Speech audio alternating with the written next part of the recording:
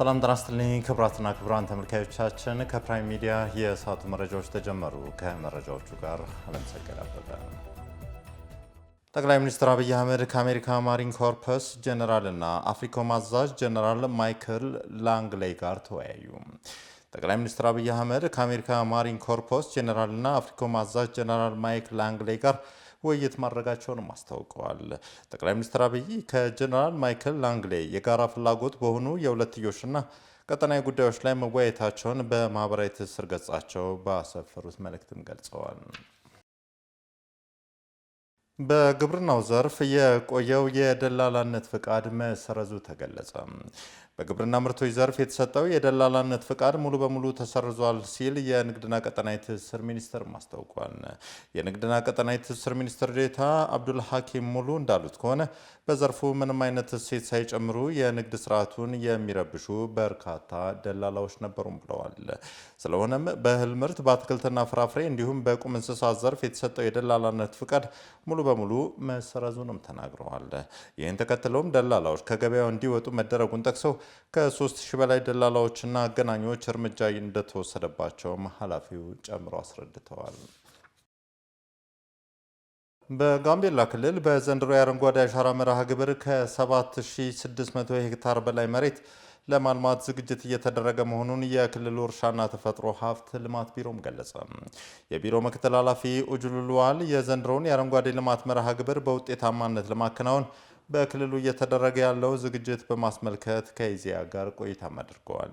በቆይታቸውም በጋምቤላ ክልል በክረምቱ ለሚከናወነው የአረንጓዴ አሻራ ልማት መርሃ ግብር ለደን ሀብት፣ ለውበትና ለምግብ ዋስትና የሚሆኑ ችግኞች መዘጋጀታቸውንም ተናግረዋል።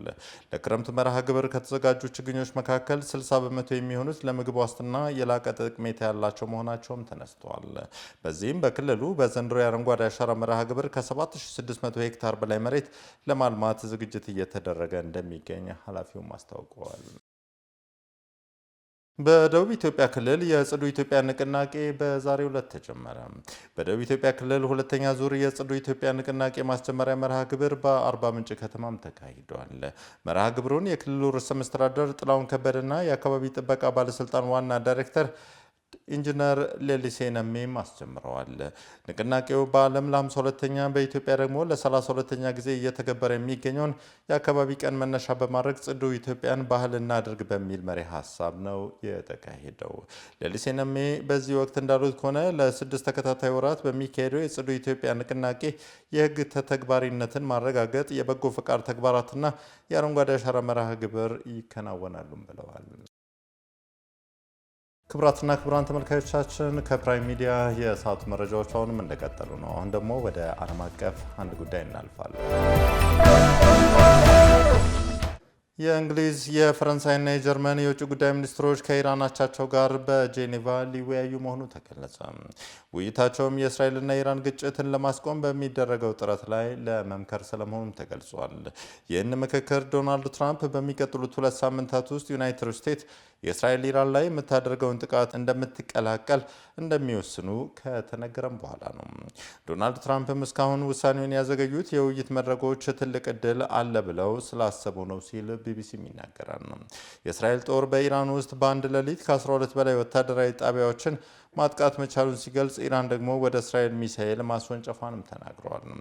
በደቡብ እስራኤል በቤርሳቤ ማይክሮሶፍት ቢሮዎች አቅራቢያ በተነሳ የእሳት ቃጠሎ ምክንያትም 5 ሰዎች መቁሰላቸውም ተያይዞም ተዘግቧል። ክቡራትና ክቡራን ተመልካቾች ለሰዓቱ ያዝናቸው መረጃዎች የተከታተላችሁትን ይመስላል። አለምሰገድ አበበ ነበርኩኝ።